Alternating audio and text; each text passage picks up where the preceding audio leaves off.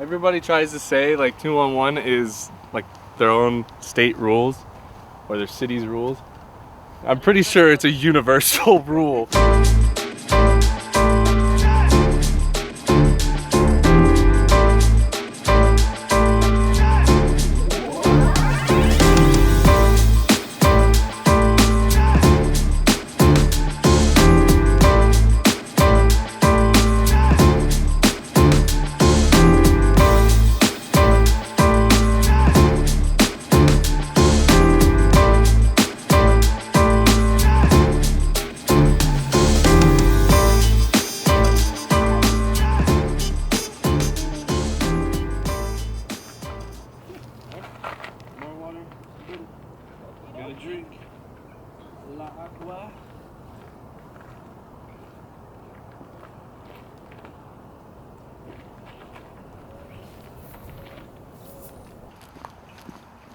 We'll do some practice putting.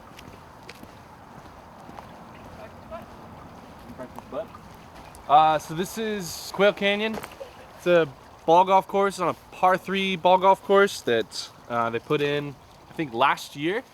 And honestly, it's the best course in Tucson. Lots of different shots, has some par 4s, not a whole lot of elevation change, but some really cool fairways and good use of the land. I'm a huge fan.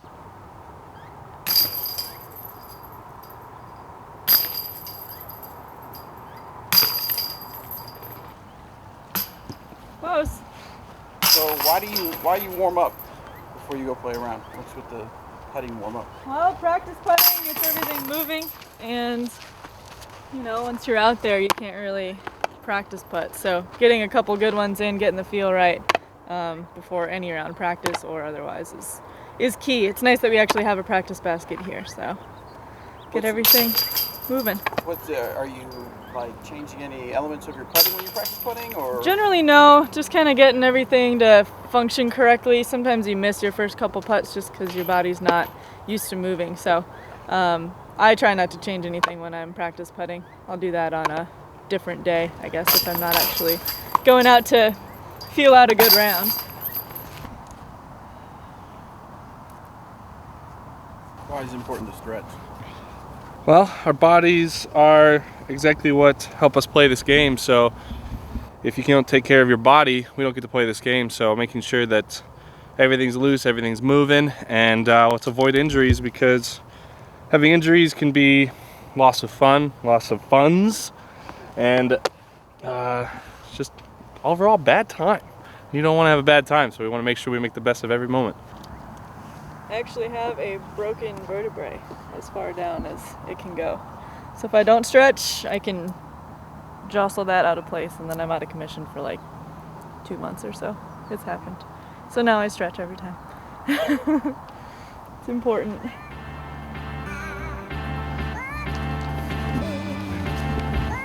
Have some fun? Let's do it.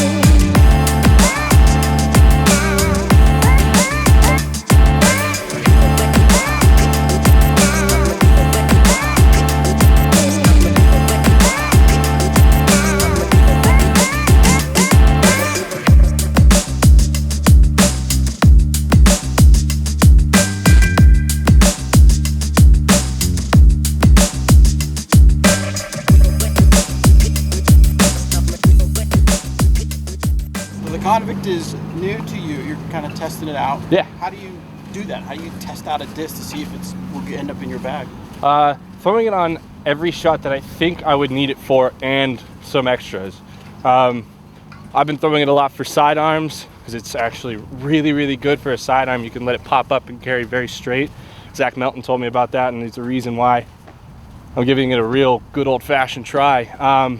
Now what I'm trying to do with it is see how long it holds turns, how hard I can throw it on a hyzer, how hard I can throw it flat, and see how it reacts to understand more about the disc, so when I need it in a round, I'm ready to throw the right shot and attack the course.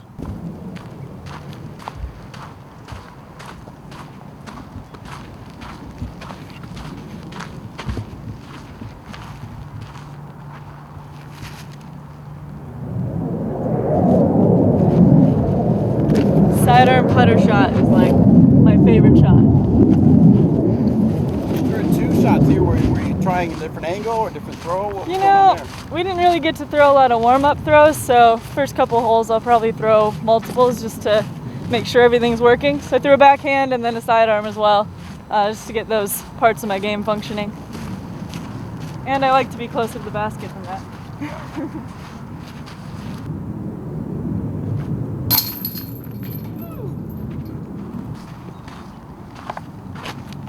Check out this cool mini I have.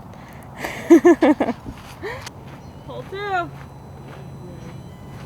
So Eric, you have, a lot of people say you have an unconventional throw, an Yeah. unconventional form. Yep. Tell us a little bit about how that came about. So I started throwing with what was natural. I watched a lot of old school USDGC videos way back in the day, so like pre 2007, and I saw Steve Brinster. He had a little hop, and that's the one thing I remember just adding to my run up. And like first one I threw went really far, and that kind of stuck. But the rest of it just happened naturally, of learning to throw what felt comfortable and what got consistent. And yeah, it's very different, but the things that I focus on is getting a maximum reach back and full weight transfer, and making sure I explode into the disc to get a good full flight. What are some of your go-to sidearm mid-ranges? I noticed you did a little sidearm there. Yeah, that was a Claymore. They're really good for sidearm. And then EMAC Truth, if I'm looking for something a little more stable, I have to throw that a little bit harder. The Claymore is a little easier to get to go straight. So those are my favorites, and I also have a Warship, but I use that more for backhand turnovers than I do for sidearm. But I like it sometimes.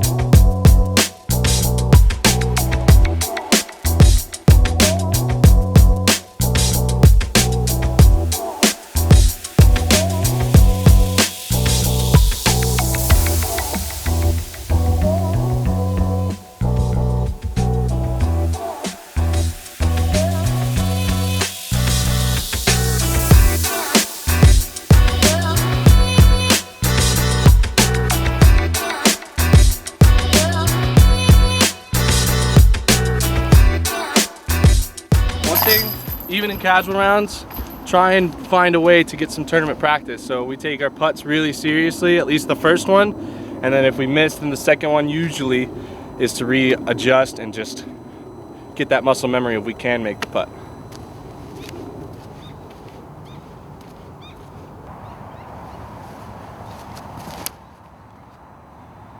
Come on, baby. Come on. I'm out of it. That'll be fine. Wow. Is it on that tree? In front of it. Good Yeah. shot, Eric.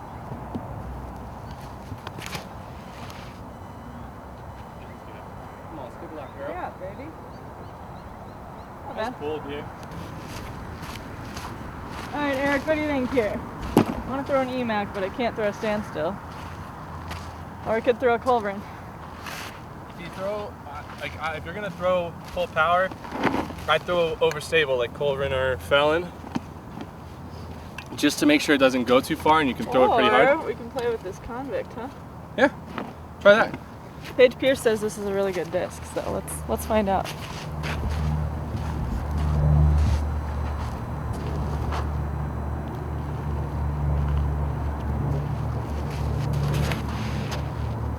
You might be right. go. She might be really right. Ah, that might be part. Could be short, but could be part. So walk us through what you're thinking when you're trying to set up a shot like that. You know, I guess one of my struggles is about that distance. I'm not sure if I should be throwing a mid-range or not, and most of the time I should probably throw a speed a little bit higher, and maybe not throw it 100% full power.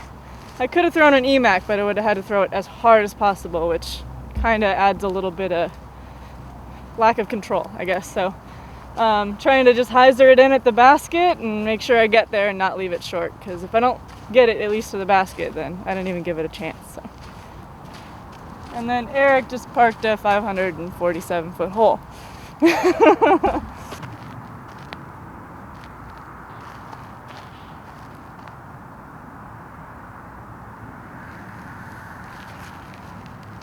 Oh, Got it. birdie. Great birdie. Okay. Proved that I could get it. Like, I did it the other day, and this is first shot time. Let's go!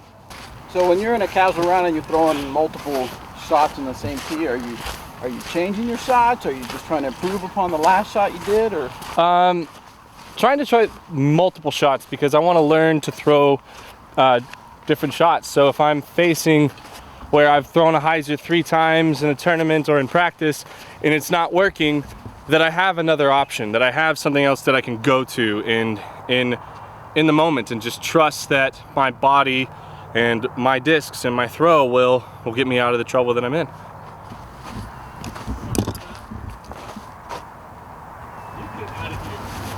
So when you're throwing with someone with a really big arm and you don't have a big arm, it's good to play with other people too that are about your skill level or maybe less advanced than you to even it all out.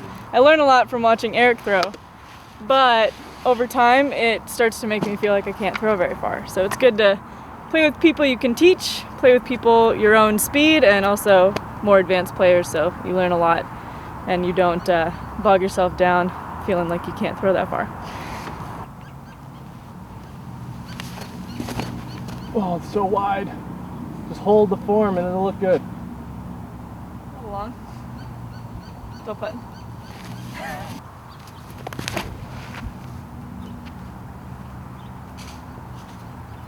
That's good pull though. Putting.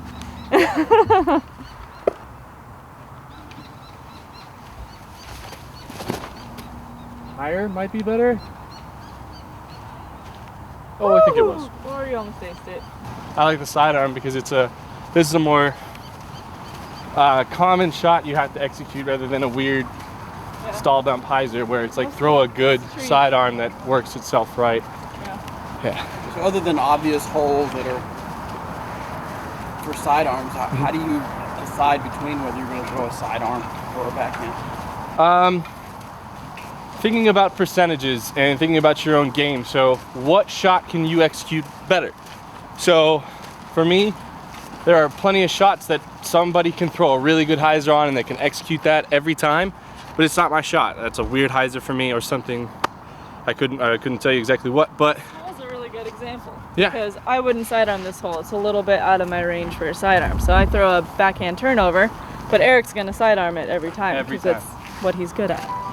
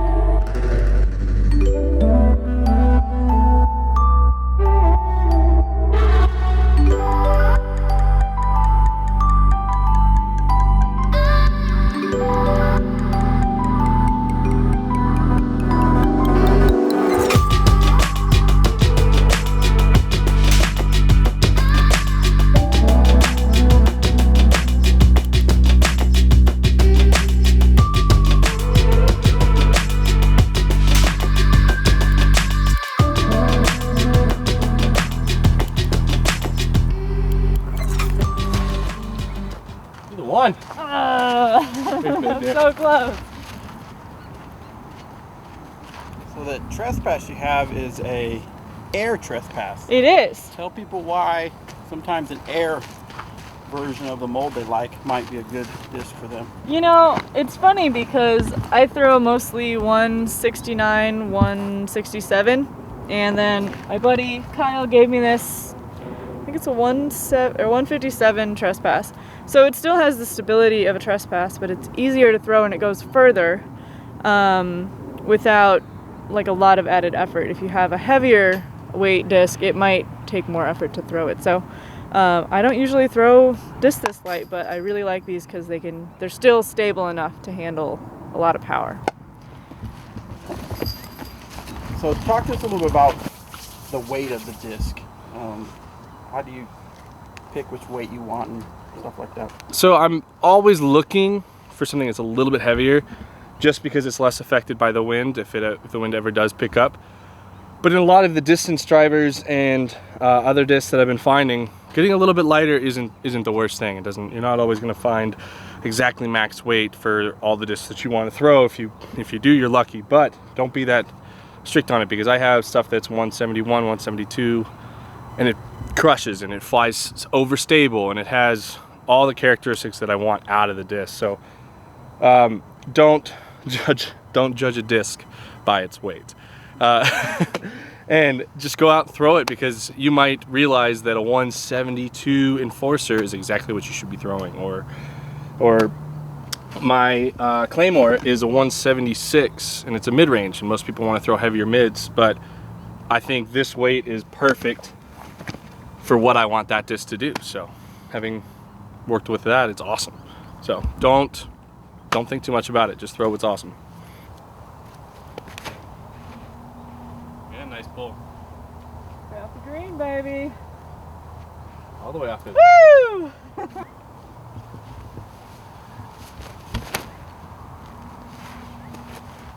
No, fell in. Yes! Yeah, I did it. Proud of you. Ah, come on. Well, the headwind, thought it would hold. There you go. So what did you learn from today's casual round? I learned that I need some putting practice. We definitely need to go and just putt for 20 minutes or so today. So other than just missing putts, you just feel out of rhythm with it? Or? Yeah, it just usually it's nice and easy and they just come out like they're supposed to. There's a little bit more mechanical, something's just a little bit off. So if I just get in a good 20-minute practice, normally that'll get me back in tune with what a putt normally feels like. So What about you, Eric? Try and stay hot. Kind of started missing some putts towards the end, so I think it's a little bit of what she said, but get out, do some practice. But all in all, throwing really good, and I love my discs, and it's like such a good feeling to be able to have your bag set, and we got a tournament this weekend, and just excited to go and try and show up, make the best of it.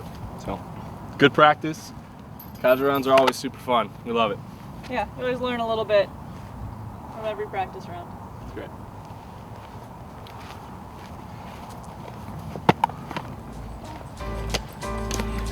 Go. Yeah.